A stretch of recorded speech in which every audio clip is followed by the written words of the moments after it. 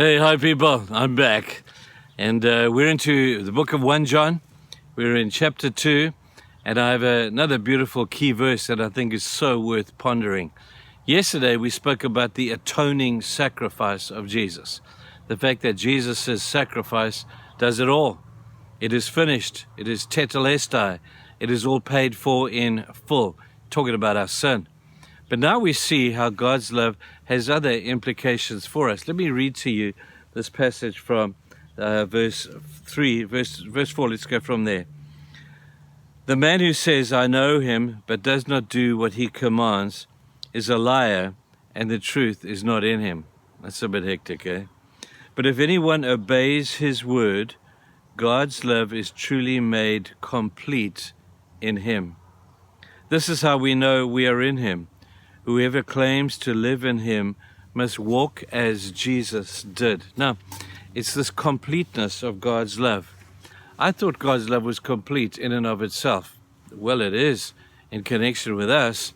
There is nothing more you need. There's no good works you can do to qualify you for God's love.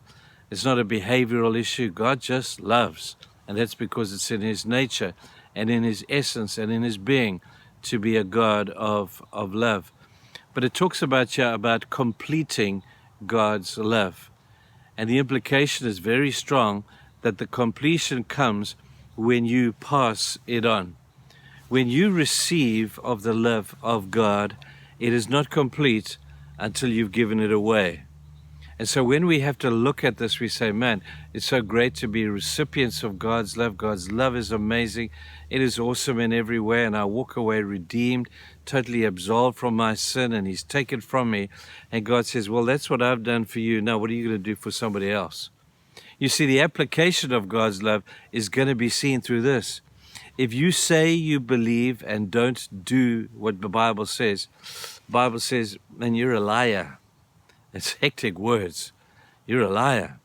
Because the evidence of you receiving God's love is that you're going to be willing to give it away. Talk is cheap. And we can say, well, I love God, and well, I guess I better love the people around us.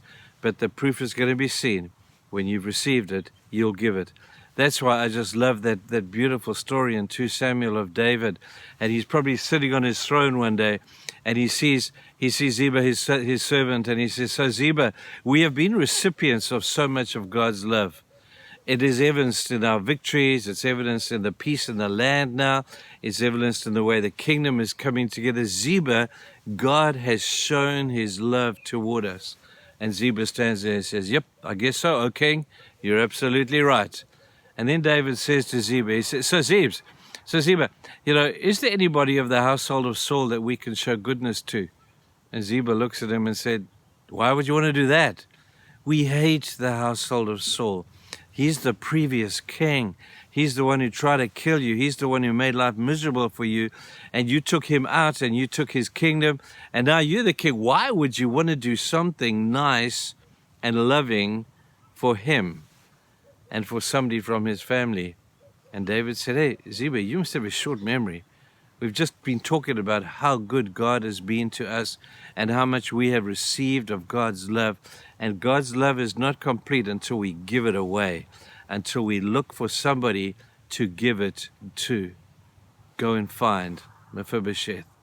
So Ziba, reluctantly, I guess, goes out and he finds Mephibosheth in the middle of the wilderness. He brings him in, throws him down before David, and he's probably looking at this and saying, this is just not cool.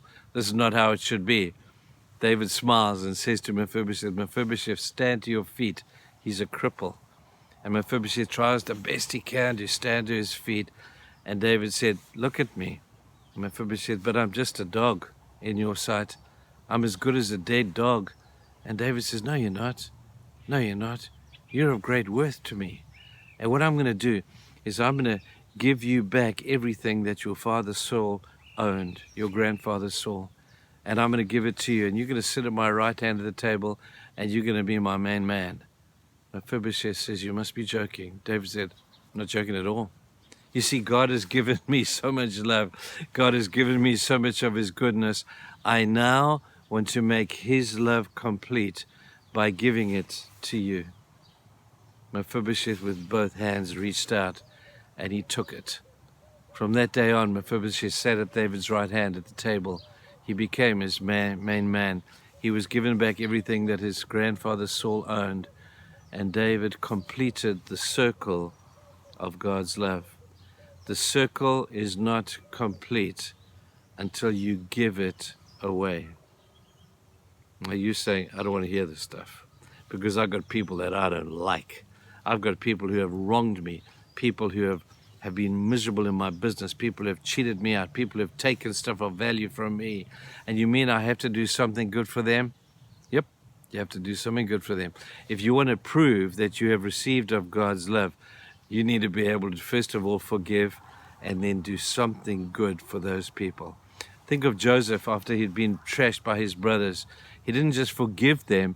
He said to them, now I've forgiven you. I want you to go into Egypt and choose the best land. I'm going to give you everything. I'm going to give you the best of everything. Not only am I going to forgive you, but I'm going to give you something great as well. You know what Jesus did for us? He didn't just forgive us, but he gives us heaven as well. The completion of God's love is when you give it away. So I need you to take a moment and think about people around you. Think about people who may have messed you up, people who you've holding a grudge against for many, many years. And I'm not taking away or belittling the pain that they have caused you. That would be stupid and very unkind of me. But I want you to sit and want you to know that I didn't say this. God says, won't you go and complete my love? I love you dearly. I've shown you my love. Won't you go now and give it away to somebody who you need to give it to? That'd be a great thing to do. I hope you're courageous enough to do it, because at the end of the day, it's a courage issue. Have a great day. Bye.